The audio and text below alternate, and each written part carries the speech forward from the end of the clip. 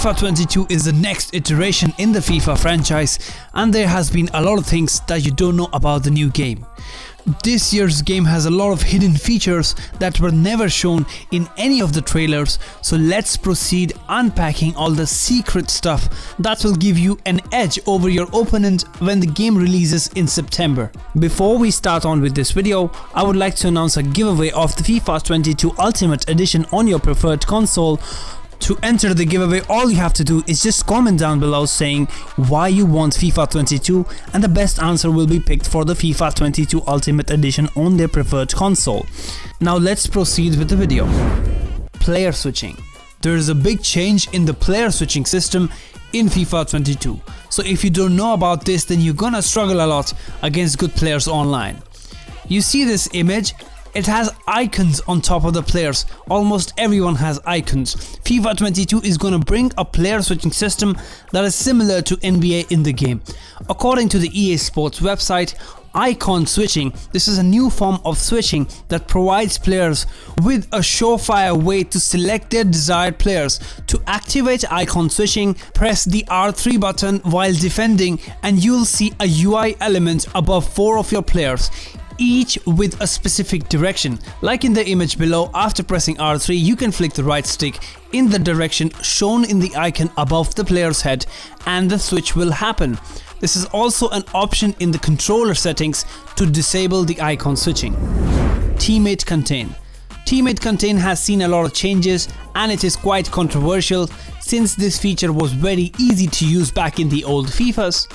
So now on the EA Sports website, they have told us that they've added a new stamina system for the Teammate Contain. For FIFA 22, we are introducing Teammate Contain Stamina. Every player has their own contained stamina that allows them to keep containing as long as it is not depleted.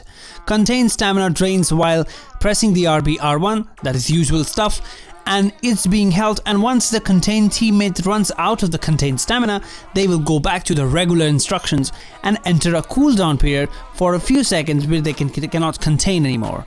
So it's kind of like you have another stamina that is just for containing while pressing the teammate contain button. So that's a new feature that they've added. Disrupt interceptions. This is a new way to intercept in FIFA 22. Let me explain how it works. Have you ever seen in football when players just slide with a "fuck you" attitude when they have to stop a pass? Basically, disrupt interceptions is when you slide through a pass and you completely destroy the whole play. You don't even go for the possession of the ball. According to the EA Sports website, disrupt interceptions are a mix between controlling the ball and blocking, and the goal here is to disrupt the course of the play, even if that means not retaining the ball. These interceptions can only be performed by user-controlled players with the left stick input directed towards the pass instead of the ball or the receiver. Running animation adjustments. EA are calling this feature ML Flow, where players can adjust themselves, taking bigger or smaller steps to cover less or more distance when trying to angle better to strike the ball. According to them, the ML Flow neural network algorithm is able to generate ball approach animations in real time, including stride adjustments, running cadence, pose matching, and even transitions. ML Flow is designed to help increase the fluidity and the authenticity of the ball approaches, so the players can approach the ball and adjust their feet accordingly. There has been a lot of research papers on YouTube that I was studying the other day, that how animations have evolved and how animations now have their own brain to adjust their feet and can even perform a full run or a walk cycle. It's a very interesting topic that a computer can generate animations itself. Free kick and set piece changes. There has been a couple of changes in FIFA 22 when it comes to free kicks and set pieces. According to the EA Sports website, there has been a refresh of free kick and the penalty animations. The next gen free kick wall visuals have been refreshed with the intent of making players feel more lively, conscious of the game context, and noticeably to track the ball.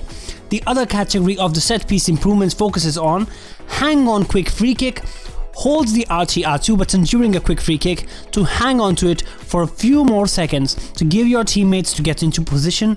Throw-in improvements, more intelligent throw-ins are coming into the game for more accuracy and possession retention. Co-op change set piece user. The player in charge of taking the free kick can press the L3/R3 button to let the other co-op player take the kick. This will help players better split their teammates and can be done during a corner kick, free kick and even penalty kicks. Not available during penalty shootouts though. You can swap roles when you're playing co-op online in Ultimate Team or in Seasons.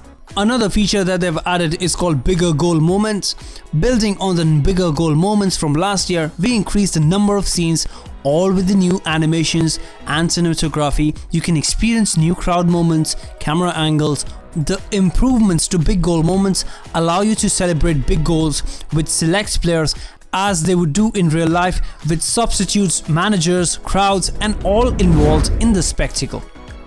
This is another one that looks completely smooth when you look at it. The composed ball feature, where they take one touch from the knee and the second touch from their feet and move on with the pace of the attack. This is one of the best features. I really like this because PES used to do it a lot in their games and FIFA has now adapted it. To do this feature, they are saying that the player should not be sprinting or holding the RT/R2. There should be no opponents nearby. The left stick has to remain still while performing the composed ball control to allow the animation to complete. This condition makes the impacted traps more responsive, and any drastic changes in the left stick input allows the player to make more transitions out of the animations. Specific attributes dictate how consistently they can be performed. Air/ground controlled ball control, at least 70 ball control and 60 agility. Shielding ball control, at least 60 ball control and 70 strength.